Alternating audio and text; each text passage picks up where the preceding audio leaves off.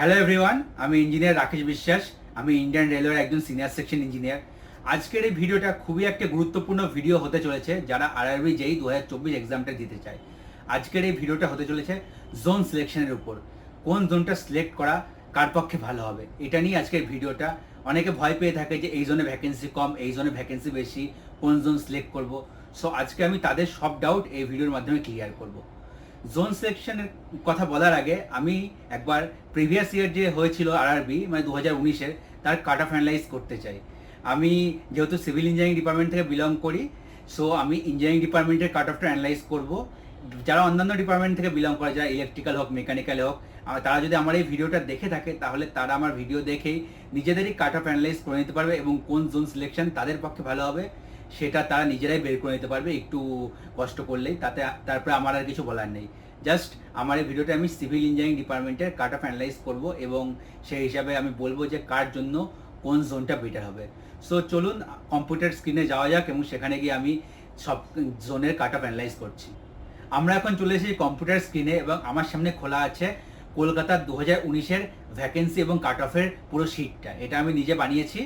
এবার আপনারা দেখুন যে কলকাতা জোনে লাস্ট ইয়ার যেটা ভ্যাকেন্সি বেরিয়েছিল 1519টা, যার মধ্যে যারা সিভিল ইঞ্জিনিয়ারিংয়ে ডিপ্লোমা অথবা বিটেক করেছিল তাদের জন্য এলিজিবল সিট ছিল 354টা। এছাড়া স্টোরসের 49টা ভ্যাকেন্সি ছিল, যেটা সব ইঞ্জিনিয়ার এলিজিবল ছিল। সো এটাতে বাকি সব ডিপার্টমেন্টের সঙ্গে কম্পিট করতে হয়েছিল এবং যে 354 এটা অনলি সিভিল ইঞ্জিনিয়ারিং। তো ওভারঅল এফেক্টিভ যেটা সিট দেখতে গেলে যেটা 2000 আমাদের 19-এ হয়েছিল, তা 403টা ভ্যাকেন্সি ছিল। এবং এই ভ্যাকেন্সিগুলোর মধ্যে যেটা মেন হয়, যারা আর কি সিভিল থেকে বিলং করে তাদের তিনটেই ডিপার্টমেন্ট মেন হয়। একটা হলো পিওএ, ওয়ার্কস, ডিজাইন ড্রয়িং। কোন ডিপার্টমেন্টটা কেমন, কোন ডিপার্টমেন্টের জব প্রোফাইল কেমন সেটা নিয়ে একটা আলাদা ভিডিও আমি পরে বানাবো।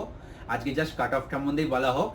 সো আপনারা দেখতে পাচ্ছেন, যদি মেন আমি তিনটে ভ্যাকেন্সির কথাই বলি, ডিজাইন ড্রয়িং যদি দেখা যায় তাহলে জেনারেলদের কাট অফ গেছিলো সিভিটি 1-এর 62, আর ওবিসি 48, এসসি 45, এসটি 42। সেম পিও এর 57, 43, 43, 40, ওয়ার্কস 55, 41, 40, 37 এবং সিবিটি 2 এর কাট অফ যেটা গেছিল এটা হাজারের মধ্যে আমাদের সিবিটি 2টা মানে নর্মালাইজ করে করা হয়েছিল। এটা হাজারকে আপনার পার্সেন্টেজে করলে জাস্ট 10 দিয়ে ডিভাইড করুন, মোটামুটি এরকমই নম্বর সবাই পেয়েছিল পার্সেন্টেজ ধরতে গেলে। সো যেটা ডিজাইন ড্রয়িংয়ে 596 মানে অ্যারাউন্ড 60%, এটা অ্যারাউন্ড 57%, 49%, 48%। পিওএতে 57%, 56%, 46%, 47%। ওয়ার্কসে 58%, 57%, 47%, 49%। সো এবার যেটা দেখা যাচ্ছে, আরেকটা ইম্পর্টেন্ট কথা যেটা হয়তো অনেকে জানে না, সিবিটি 1-এর কাট অফ যারা ক্লিয়ার করেছে, ধরুন একটা ছেলে 65 পেয়েছে সিবিটি 1-এ। সো যদি সে 65 পেয়ে থাকে তাহলে যেটা ব্রিজের জন্য কাট অফ বেরিয়েছে 75, সে কিন্তু সিবিটি 2-তে সেই ব্রিজের জন্য ভ্যাকেন্সিটা অ্যালট হয়নি। সে অনলি 65 নিচে যে মানে কাট অফগুলো আছে, যেমন ডিজাইন ড্রয়িং, পিওএ, ওয়ার্কস বা এখানে ওয়ার্কশপ, এগুলোর জন্য এলিজিবল হয়েছে। যেগুলোর 65 বেশি কাট অফ গেছে সেগুলোর জন্য এলিজিবল হয়নি। এটা লাস্টবার ক্রাইটেরিয়া রাখা হয়েছিল। সিবিটি 1-এ যে ডিপার্টমেন্টের জন্য তারা কোয়ালিফাই করছে, সিবিটি 2-তে সেই ডিপার্টমেন্টের জন্য তারা দৌড়বে, মানে বাকি জন্য তাদের জন্য ওপেন হবে না। সেই জন্য দেখছেন ব্রিজে সিবিটি 1-এ বেশি নম্বর পেয়ে থাকলেও ওভারঅল কাট অফ কিন্তু 608-ই গেছিলো, মানে 60%ই গেছিলো। কারণ যে অ্যাপটিচিউডে বেশি নম্বর পেয়ে হয়তো 75 পেয়ে গেছে, বাট তার টেকনিক্যাল অতটা রেডি ছিল না। কিন্তু 75-এর উপরে যারা ক্লিয়ার করেছে তাদের সংখ্যা খুবই কম ছিল। 15 গুণ ক্যান্ডিডেটকে সিবিটি 2-এর জন্য সিলেক্ট করা হয়েছিল, মানে একটা ভ্যাকেন্সি জেনারেল ছিল, মানে 75.51 যেটা আছে তার উপরে 15 জন ক্যান্ডিডেটই পেয়েছিল এবং তাদের মধ্যেই কম্পিটিশনটা হয়েছিল। সেম ওবিসির ক্ষেত্রেও 15 জন ক্যান্ডিডেটকে সিলেক্ট করা হয়েছিল, তাদের মধ্যেই হয়েছিল। তারা বাকি সব ডিপার্টমেন্টের জন্য এলিজিবল ছিল, যারা 75-এর অ্যাভাব পাচ্ছে তারা সবের জন্য এলিজিবল ছিল, কিন্তু তাদের ফার্স্ট প্রেফারেন্স ছিল ব্রিজ। এবং তাদের মধ্যে যে সব থেকে বেশি নম্বর পেয়েছিল সে 608 পেয়েছিল এবং সে সিবিটি 2-তে এই ব্রিজের ভ্যাকেন্সিটা ক্র্যাক করে। এবারে ভ্যাকেন্সি হালকা চেঞ্জ হয়েছে, মানে মার্চ করে দেওয়া হয়েছে কিছু কিছু ডিপার্টমেন্ট, যেগুলো অল্প ভ্যাকেন্সি বেরোয় আর যেগুলো বেশি ভ্যাকেন্সি বেরোয়, দুটো একসঙ্গে মার্চ করে দেওয়া হয়েছে। সো এটা আমরা আরআরবি মানে আমাদের কলকাতা জোনের সিবিটি 1 আর সিবিটি 2-এর ভ্যাকেন্সি দেখলাম লাস্ট এক্সামের। এবার আমি চলে যাচ্ছি মালদা জোন।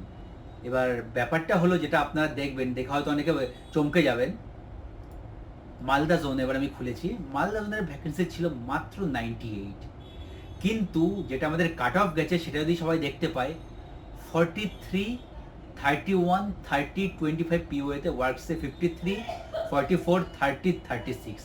সেই হিসাবে সিবিটি 2 এর কাট অফ যথেষ্ট কম। এটা কেন হয়েছে? কারণ ভ্যাকেন্সি তো কম। তার কারণ এটাই যে কলকাতা জোনে ভ্যাকেন্সি বেশি থেকে সবাই কলকাতা জোনে ফিল আপ করেছিল এবং মালদা জোনের সেকেন্ড লোয়েস্ট ছিল। মালদা জোনে কেউ ফর্ম ফিল আপ করেইনি। সো কম্পিটিশন খুবই কম হয়েছে এবং কাট অফ খুবই কম গেছে, যেটা মিনিমাম কাট অফ বলতে হয় 40% এলিজিবল ছিল। এটা 30%, 30%, 25% বা 20% আমার ঠিক খেয়াল নেই এসটির ক্ষেত্রে। সো সেই মিনিমাম কাট অফেই ক্লিয়ার করেছে লোকজন এবং তাতেই সেম সিবিটি 2 এর ক্ষেত্রেও হয়েছে। তারা অনেক কম কাট অফে কি ক্লিয়ার করে তারা জবটা পেয়েছে। 528 জেনারেল পেয়েছে, মানে 52%, যেটা কলকাতা জোনে গেলে দেখা যায় 57 বা 58%, প্রায় 6%-এর একটা গ্যাপ। মালদা জোনে লাস্ট টাইম এটা হয়েছিল। অনেকে হয়তো ভাবে মালদা জোনে কম ভ্যাকেন্সি কাট অফ বেশি যাবে, উল্টো হয়েছিল। সেম যদি আমরা শিলিগুড়িতে দেখতে পাই, আগের বছর 140টা ভ্যাকেন্সি ছিল এবং সেই হিসাবে কাট অফ যা গেছিলো সিবিটি 1-এর বা সিবিটি 2 এর দেখতে পাচ্ছেন। সিবিটি 1-এ মোটামুটি 65 থেকে ভ্যারি করে এখানে 56% অব্দি গেছিলো ডিপার্টমেন্ট ওয়াইজ। পিওএতে ম্যাক্সিমাম ভ্যাকেন্সি থাকে, কারণ পিওএ যেটা সব থেকে বেশি রিক্রুটমেন্ট দরকারও হয়। সো পিওএটা একটু কাট অফ কমে যায় বাকি ডিপার্টমেন্টের তুলনায়। কোনটা কোন ডিপার্টমেন্ট আমি পরে আবার একটা ভিডিও বানিয়ে বলবো, সেটা আর নাহলে এই ভিডিওতে অনেক বড় হয়ে যাবে। কোন ডিপার্টমেন্টের জব প্রোফাইল কেমন সেটা নিয়ে এখন যেতে চাইছি না। সো এবার যদি আমরা দেখতে চাই, এটা শিলিগুড়ির ডাটা। শিলিগুড়িতে মিডিয়াম ক্যাটাগরির ভ্যাকেন্সি ছিল, মিডিয়াম ভ্যাকেন্সি 140, যেটা আমাদের ওয়েস্ট বেঙ্গল জোনের কথা বলছে। ওয়েস্ট বেঙ্গলে মেনলি তো 3টেই জোন আছে, আমাদের Kolkata zone, Malda zone, Siliguri zone. তার মধ্যে কলকাতা জোনে ছিল সব থেকে বেশি এবং মালদা জোনে ছিল সব থেকে কম। এবার আমরা চলে যাই আগের বার সব থেকে কম ভ্যাকেন্সি যেই জোনে বেরিয়েছিল, সেটা হলো মুজাফফরপুর। সব থেকে কম ভ্যাকেন্সি বেরিয়েছিল। আমরা যদি মুজাফফরপুর খুলি, 114টা টোটাল ভ্যাকেন্সি বেরিয়েছিল, যার মধ্যে সিভিল ইঞ্জিনিয়ারিংয়ের ভ্যাকেন্সি ছিল 74। যেহেতু সব থেকে কম বেরিয়েছিল, ফর্ম ফিল আপ খুবই কম লোকেরা করেছিল। সো এর যদি কাট অফরা দেখতে পারেন, এটা বিহারের মধ্যে, বিহারে কম্পিটিশন বেশি হয়, তবু কেউ এখানে ফর্ম ফিল আপ করেনি, খুবই কম ছেলেরা ফর্ম ফিল আপ করেছিল। সেই হিসাবে কাট অফ যেটা পিও এর গেছিলো 40, 30, 30, 27, যেটা খুবই কম। এবার আপনারা যদি দেখেন যেখানে ভ্যাকেন্সি বেরিয়েছিল সেখানে কাট অফ অনেক বেশি গেছিলো, অনেক বেশি। সো এটা আমাদের প্রিভিয়াস ইয়ার অ্যানালাইসিস আমি করলাম। এবার এই ইয়ারের সিনারিওতে আসছি। যদি আমরা 2024-এ কম্পেয়ার করি, 2024-এর আমরা যদি কলকাতা জোনটা প্রথমে দেখি, এবারের ভ্যাকেন্সি আছে টোটাল 660। তার মধ্যে ইঞ্জিনিয়ারিং ডিপার্টমেন্টে যারা সিভিল ইঞ্জিনিয়ার তারা এলিজিবল 159টা ভ্যাকেন্সির উপর, প্লাস স্টোর এবার ভ্যাকেন্সি বাড়িয়ে 106টা করে দিয়েছে। যদি ওভারঅল দেখা যায় আগের বারের তুলনায়, যে যারা সিভিল ইঞ্জিনিয়ার এলিজিবল তার ভ্যাকেন্সি আগের বারের তুলনায় 44% করেছে, কিন্তু স্টোরের 216% ভ্যাকেন্সি ইনক্রিজ করেছে। সো টোটাল যে এলিজিবল সিট কলকাতা এবার হচ্ছে 265। তো আগের বারে 65% ভ্যাকেন্সি হয়েছে। সেম মালদা জোনে 163টা ভ্যাকেন্সি, তার মধ্যে 76টা সিভিল ইঞ্জিনিয়ারিং, আগের বারের তুলনায় অল্প কমেছে, 78% ভ্যাকেন্সি হয়েছে। কিন্তু শিলিগুড়ি জোনে মানে ভ্যাকেন্সি প্রায় নেই বললেই চলে, 8টা ভ্যাকেন্সি। এটা আমার মনে হয় শিলিগুড়ি জোনে এত কম ভ্যাকেন্সি বের না করে তারা আমাদের অন্য কোনো রেলওয়ের সঙ্গে মার্চ করে ভ্যাকেন্সি বের করতে পারতো। মানে এত কম ভ্যাকেন্সি বের করার কোনো মানে হয় না, কারণ এতে মানে কেউ ভরতে সাহস পাবে না। তবুও আমি বলবো যে কারা এই জোনটায় ভরতে পারে সে সম্বন্ধে আমি একটু পরে আসছি। সো আগের বারে কাট অফ দেখে এটা নিশ্চয়ই সবাই বুঝতে পেরেছে যে ভ্যাকেন্সি বেশি মানে কাট অফ কম যাবে এমন কোনো ব্যাপার নয়। এটা কেউ যদি দেখতে যায় চেন্নাই জোন, মুম্বাই জোন, এইসব জোন আগেরবার যারা ভরেছিল, অনেক বেঙ্গলের ছেলেরা মুম্বাই জোনে আরও বেশি ভ্যাকেন্সি ছিল বলে, বা চেন্নাইতে হয়েছিল কম কম্পিটিশন হবে, কারণ তার আগেরবার আরবিতে চেন্নাইতে একটু কম কাট অফ গেছিলো বলে ভরেছিল, কিন্তু তাতে তাদের কিছু লাভ হয়নি, বরঞ্চ ক্ষতি হয়েছে। সো আমি সবাইকে এটাই সাজেস্ট করব, যার বাড়ি যেখানে, আর যদি কেউ ঠিকঠাক ভ্যাকেন্সি থেকে থাকে, যেমন আমাদের কলকাতা জোন, যাদের বাড়ি কলকাতার আশেপাশে, বা মালদা জোনের জন্য যাদের বাড়ি উত্তরবঙ্গ বা মালদার আশেপাশে, তাদের বলো মালদা জোনটাই ভরতে, আর যাদের কলকাতার আশেপাশে তাদের বলো কলকাতা জোনটাই ভরতে। শিলিগুড়িতে কেউ শিলিগুড়ি বাড়ি বলে ভরতে যেও না, খুব বুকে সাহস না থাকলে। যারা কিছু করছো না তারা একদম শিলিগুড়ি জোনকে ভরো না, এটা আমি সাজেস্ট করবো। আর তারা হয়তো ভরবেও না, ইভেন যারা জব করছে তারাও ভরার সাহস পাবে না এটা। তো আমি এটাই বলতে চাইবো, যার বাড়ি যেখানে সে সেখান থেকেই ভরো। হয়তো কলকাতায় ভ্যাকেন্সি বেশি বলে বাইরের ছেলেরা কলকাতায় ভরতে যেও না, আলটিমেটলি দেখা যাবে কলকাতার ভ্যাকেন্সি বেশি বলে কলকাতায় ক্যান্ডিডেট অনেক বেশি, কলকাতায় কাট অফ উপরে চলে গেছে, মালদার কাট অফ কিন্তু সেই তুলনায় আগের বারের মতো আবার অনেকটা নিচে নেমে গেছে। সো এটা করতে যেও না। তোমার বাড়ি যদি মালদা বা তার আশেপাশে ভরে হয়ে থাকে সেখানেই ভরো, এবং সেখানেই দেখবে তোমরা ভালো করে পড়াশোনা করলে ইজিলি ক্র্যাক করে দেবে। এবার একটু ভ্যাকেন্সি কম, সেই হিসেবে আমি যেটা আগের ভিডিওতে বলেছিলাম হয়তো 60% যেতে পারে, তো আরেকটু হয়তো বাড়তে পারে, এক্সপেক্ট করতে পারো মানে কম্পিটিশনটা বেশি হলে 65% জেনারেলদের যাবে এবং বাকি যারা আছে ক্যাটাগরির তারাও 5% মতো বাড়িয়ে ধরে রাখো। কিন্তু আমি যে তোমাদের কন্টেন্টগুলো দিয়ে দেবো অ্যাজ এ প্লেলিস্ট, তোমরা যদি ফলো করো, আমি অলরেডি 2-3টে প্লেলিস্ট বাড়িয়েও নিয়েছি, 12 প্লেলিস্ট আমি আপলোড করব। যদি সেই প্লেলিস্ট তোমরা ফলো করো তাহলে ইজিলি 70% নম্বর তোমরা পেয়ে যাবে CBT 1-এ। মানে কোনো কষ্ট ছাড়া, খুব বেশি তোমাদের খাটতে হবে না, হিউজ কিছু তোমাদের পড়তে হবে না, জাস্ট প্লেলিস্ট যেগুলো দেবো সেগুলো ফলো করবে। হ্যাঁ, যেহেতু এটা ফ্রি প্লেলিস্ট ইউটিউবে আপলোডেড, সো তার মধ্যে অনেক অ্যাডভার্টাইজ থাকবে, নিজেদের প্রমোশন থাকবে। যেহেতু রেকর্ডেড, তোমাদের সুবিধা হলো সেগুলো স্কিপ করে শুধু কন্টেন্ট পড়ে যাবে আর তোমরা নোটস বানিয়ে যাবে। সো একদিনে বেশি বেশি লেকচার কভার করতে পারবে এবং তোমরা টাইমের আগেই লেকচার কভার করে দেবে। এবং টেস্ট সিরিজ মাস্ট দেবে। টেস্ট সিরিজ নিয়ে আমি একটা নতুন ভিডিও বানাবো। টেস্ট সিরিজকে নেগলেক্ট করবে না, শুধু মনে করবে না যে আমার সিলেবাস কভার হয়নি বলে আমি সিলেবাসই কমপ্লিট করে যাই, পরে টেস্ট দেবো কারণ নম্বর ভালো আসছে না। এই ভুলটা করবে না, এই ভুলটা করলে কিন্তু ফাইনাল সিলেকশনে তোমরা আটকে যাবে। Test series must. তোমরা 15, 20, 30, 40 যাই নম্বর পাও, টেস্ট সিরিজ সপ্তাহে 2 থেকে বা 3টে ফুল সিলেবাস দিতেই থাকবে। টেস্ট সিরিজের কোনো অল্টারনেট হয় না। সো এটুকুই বলবো। আর হ্যাঁ, যারা আমাদের মানে কলকাতার ছেলে যারা জব করছে বা আমাদের বেঙ্গলের ছেলে বাইরে আছে, কেউ ধরো থাকো সাউথ ইন্ডিয়ায় জব করছো, কেউ মুম্বাইতে জব করছো, কেউ দিল্লির ওইদিকে জব করছো, তাদেরকে বলবো তাদের ওই জোনটাই ভরার জন্য। সেই জোনে ভ্যাকেন্সি মোটামুটি যদি ভালো থাকে সেখানেই ভরো।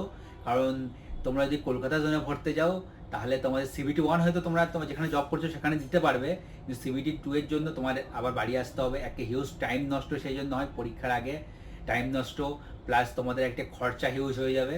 ওই সময় পরীক্ষা দিতে আসার সময় তোমরা হয়তো ট্রেনের টিকিট পাবে না, ট্রেনে ঝামেলা হবে, লাস্টে ফ্লাইট করে আসতে হবে, ফ্লাইটের একটা খরচা আছে, এখানে যে থাকার একটা খরচা আছে, কারণ কলকাতায় সবার বাড়ি নয় বা মালদায় সবার বাড়ি নয়, সেক্ষেত্রে যদি হোটেল বুক করে থাকতে হয় তার একটা খরচা আছে। একটা হিউজ খরচা সবার হয়ে যায় এবং খরচা হয়ে যাওয়ার পর একটা যেটা ফিজিক্যাল যেটা কষ্ট সেটাও হয়। সো আমি তাদেরকে বলবো যার যেখানে মানে জব করছে যারা যেখানে, তারা সেখানেই ফর্ম ফিল আপ করো। তোমরা পরে চাইলে মিউচুয়াল ট্রান্সফার নিয়ে নিজের বাড়ির জোনে চলে আসতে পারবে। মিউচুয়াল ট্রান্সফার নেওয়া যায়, স্পাউস গ্রাউন্ড আছে, অনেক অপশন আছে। সো মিউচুয়াল ট্রান্সফার নিয়ে তোমরা নিজেদের বাড়ির আশেপাশে 3-4 বছর পরে চলে আসতে পারবে, কোনো অসুবিধা নেই। যারা জব করছো প্রাইভেটে তারা এটা ভেবেই জব করছো সারা জীবন বাড়ির বাইরে থাকতে হবে। সো তারা এখন যদি সেই জোনে ভরো, আশা করছি কোনো প্রবলেম হবে না। যদি তোমরা জব পেয়ে যাও, এই RRBটা ক্র্যাক করতে পারো, ফলো করলে অবশ্যই ডেইলি লেকচার ফলো করলে অবশ্যই পাবে। সো এতে ভয় পাওয়ার কিছু নেই, এখন অনেক টাইম আছে। যারা জব করছো তাদেরও যথেষ্ট চান্স আছে। সো এখন থেকে ভালো করে পড়াশোনা করে যাও, আর যেখানে তারা জব করছো তার আশেপাশে জোন ভরার চেষ্টা করো। এবার আমি শিলিগুড়ি জোন নিয়ে আসতে চাই। শিলিগুড়ি জোনে মাত্র 8টা ভ্যাকেন্সি আছে। সো এই জোনটা কারা ভরবে? অনেকেই আছে যারা রেলওয়েতে জব করে, যারা টেকনিশিয়ান অথবা যারা গ্রুপ ডি স্টাফ, কিন্তু তারা সিভিল ইঞ্জিনিয়ারিং বিটেক অথবা ডিপ্লোমা হোল্ড করে, এবং যাদের শিলিগুড়ি জোনে অনেক আছে, শিলিগুড়ির আশেপাশে বাড়ি, ইভেন সেই ক্যান্ডিডেটরাই শুধু পারলে ভরো। বা যারা এমনি যে কোনো আমাদের স্টেট গভর্নমেন্টের চাকরিতে আছে, জুনিয়র ইঞ্জিনিয়ার, কাজ থেকে স্যাটিসফাইড নয়, মানে নিজেদের ওয়ার্ক শিফট করতে চাও, নিজেদের জবটাকে শিফট করতে চাও, কিন্তু তাদের সেখানেও চলে যাচ্ছে, সেই ক্যান্ডিডেটটাই শিলিগুড়িতে ভরো। কারণ শিলিগুড়িতে তারাও হয়তো ভরবে না, খুবই কম্পিটিশন কম হবে আমার মনে হচ্ছে, খুব কম ফর্ম ফিল আপই হবে। আমার মনে হয় না শিলিগুড়িতে 1-150 জনের বেশি ফর্ম ফিল আপ করার সাহস পাবে। সেক্ষেত্রে শিলিগুড়িতে তারাই একমাত্র ভরো যারা জব করছে এবং যাদের সাহস আছে। তাছাড়া এমনি যারা জব করছে না তারা কখনোই ভরতে যাবে না শিলিগুড়িতে। শিলিগুড়িতে আর সম্পূর্ণ লাখের ব্যাপার, কে পাবে কি না পাবে। কিন্তু শিলিগুড়িতে কাট অফ কম যাবে এটাও বলে দিচ্ছি, কারণ শিলিগুড়িতে কম্পিটিশনটা খুবই কম হবে। কারণ ভ্যাকেন্সি এত কম, লোকে কেউ ভরতেই চাইবে না, 8টার জন্য কেউ রিস্ক নেবে না। যারা জব করছো, যারা রেলওয়েতে জব করছো বা যারা অন্যান্য স্টেটে জব করছো, তারা যদি চাও তো শিলিগুড়িতে ভরতে পারো। শিলিগুড়িতে একটা স্কোপ তাদের থাকবে, বাকি জনের তুলনায় কম্পিটিশনটা কিন্তু শিলিগুড়িতে কম হবে। সো আজকের ভিডিওটা এইটুকুই থাক, অনেক লম্বা ভিডিও হয়ে গেল। ভিডিওটা ভালো লেগে থাকলে লাইক করে দাও, আমার চ্যানেলকে সাবস্ক্রাইব করো, আর নতুন টপিক নিয়ে আবার একটা নতুন ভিডিও খুব শিগগিরই আমি আমার চ্যানেলে আপলোড করব। তো আজকের মতো এই অবধি, টাটা।